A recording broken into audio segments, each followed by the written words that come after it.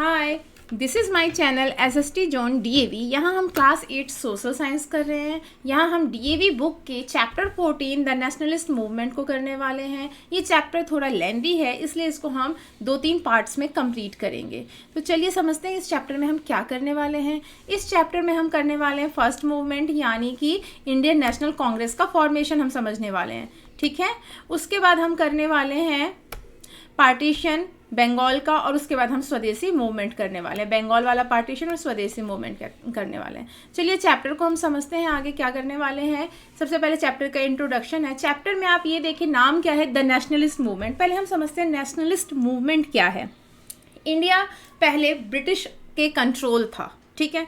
उस टाइम हमें फ्रीडम पाने के लिए जो हमारे लीडर्स थे, फ्रीडम फाइटर्स थे, उन्होंने जो मूवमेंट्स किए उसे हम द नेशनलिस्ट मूवमेंट कहते हैं। जैसे कि आप लोगों को पता है civil disobedience, quit India movement, फिर डिफरेंट सत्याग्रह किए और प्रोटेस्ट किए, इन सब को हम नेशनलिस्ट मूवमेंट कहते हैं। चलिए समझते हैं आखिर ये कैसे हुआ। ईस्ट इंडिया कंपनी, आप लोगों को ये नाम याद होगा। ईस्ट इंडिया कंपनी 1858 के बाद उसका रूल ख़त्म हो गया। 1857 के रिवॉल्ट के बाद जब हमारी ऊपर जब 1857 का रिवॉल्ट, जब ईस्ट इंडिया कंपनी ने हमारे रिवॉल्ट को सप्रेस कर दिया, तो 1858 के बाद क्वीन विक्टोरिया का रूल स्टार्ट हुआ।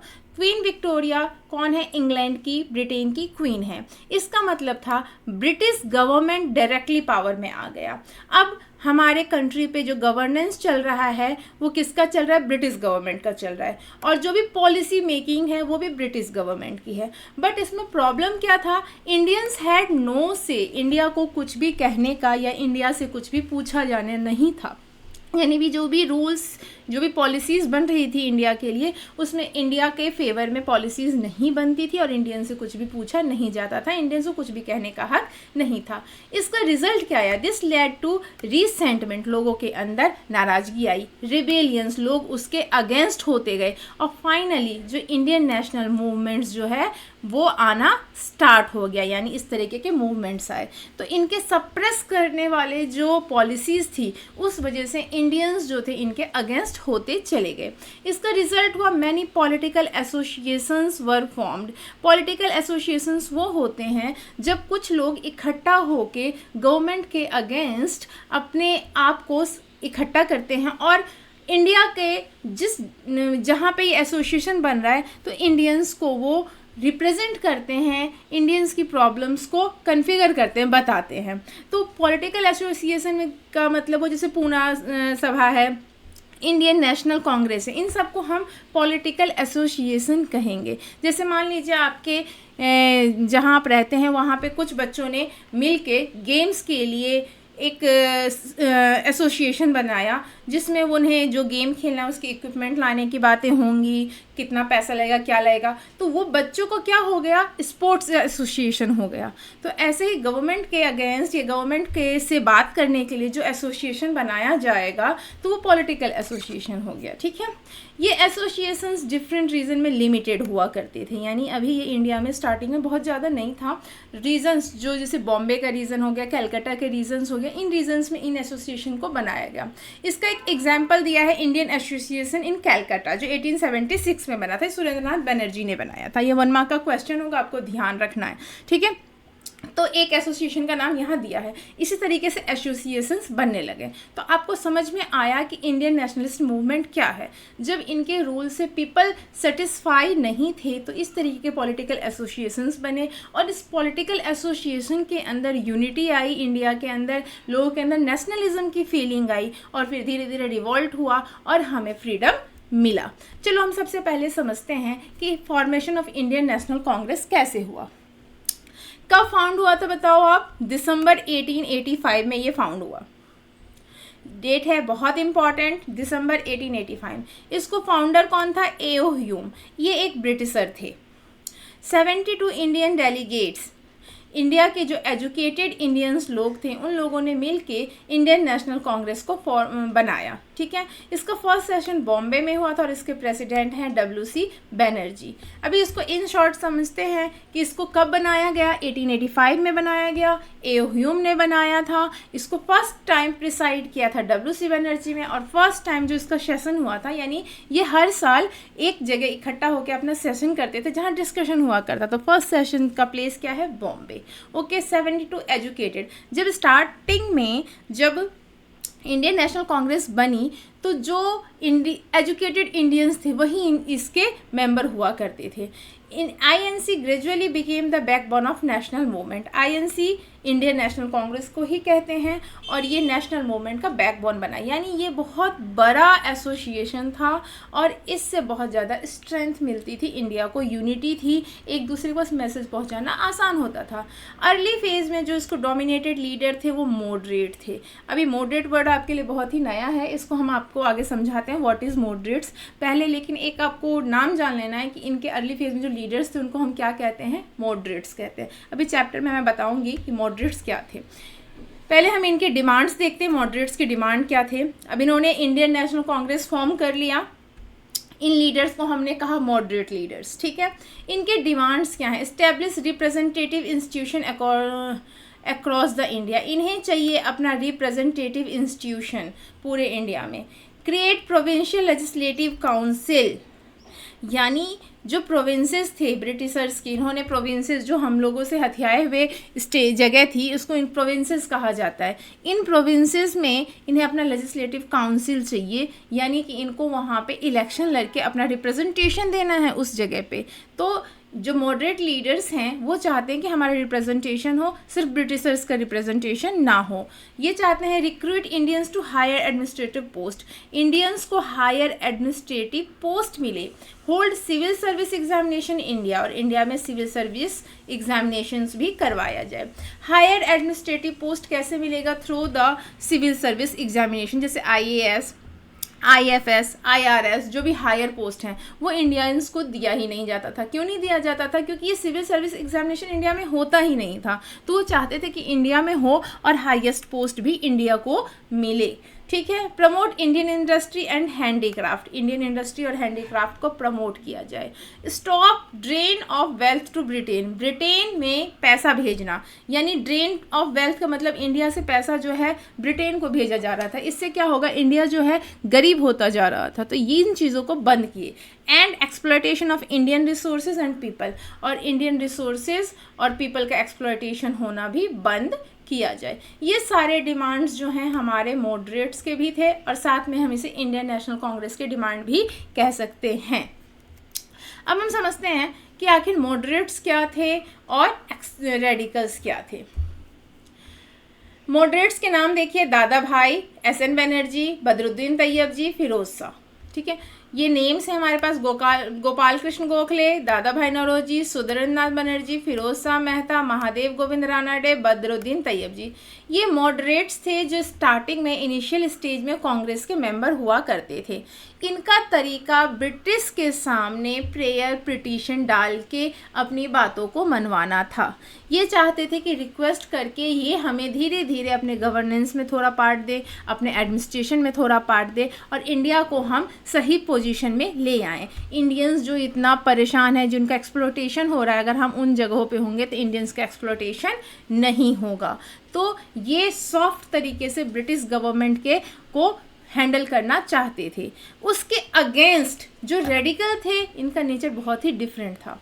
पहले हम रेडिकल्स लीडर्स को जानते हैं, अरविंदो घोष, लाला लाजपत राय, बाल गंगाधर तिलक, बिपिन चंद्र पाल।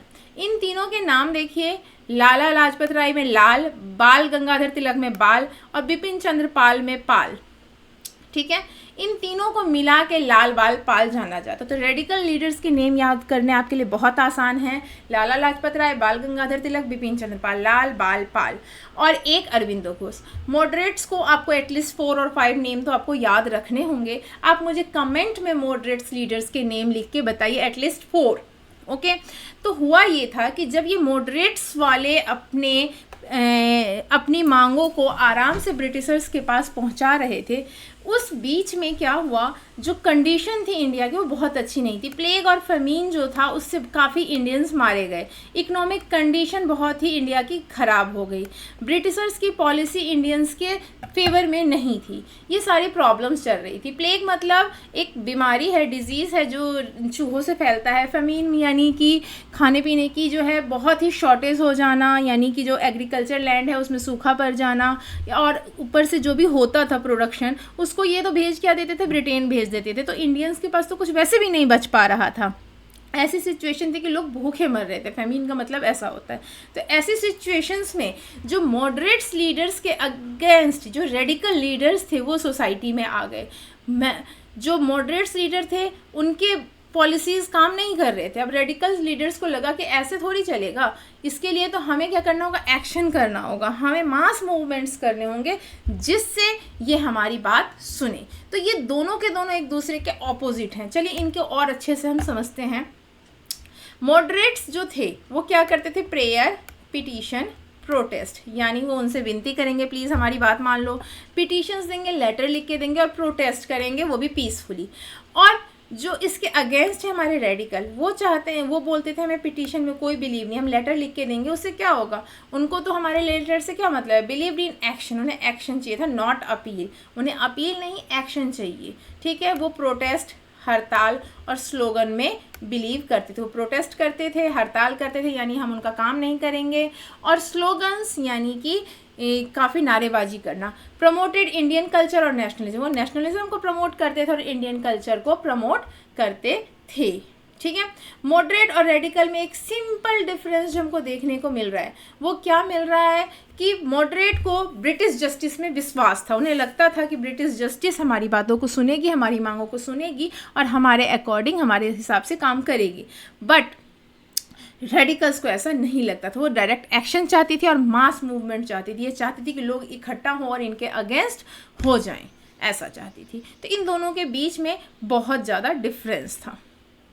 चलिए अब हम समझते हैं 1905 का बंगाल पार्टीशन। ठीक है, इस आदमी को याद रखना है, ये है हमारा lord Curzon, ordered by lord Curzon in July 95। आपको दूसरा डेट याद रखना है 1905। इससे पहले आपने एक डेट याद रखा 1885, इंडियन कांग्रेस का फॉर्मेशन। ठीक है, इसको किसने फाउंड किया था, ए.ओ. ह्यूम ने किया था। इसको फर्स्ट प्रिसाइड किसने किया था, वो आप मुझे कमेंट में आंसर बताएंगे। कहाँ हुआ था, बॉम्बे में हुआ था। प्रिसाइड किसने किया था वो आपको आंसर में कमेंट में बताना है।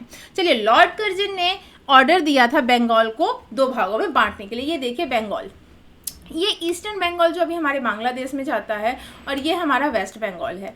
पहले उनके अकॉर्डिंग ऑफिशियल रीज़न था कि Bengal was too long to govern, ऐसा उनका ऑफिशियल रीज़न था। पर ऐसा कुछ था नहीं, क्योंकि इधर ज़्यादा मुस्लिम रहते थे, इधर ज़्यादा हिंदू रहते थे। तो वो चाहते थे कि हम इसको पार्टीशन कर देंगे तो इन दोनों के बीच में क्या हो जाएगी, डिवाइड एंड रूल वाली पॉलिसी फॉलो की जाएगी, दोनों के बीच में फूट पड़वाओ।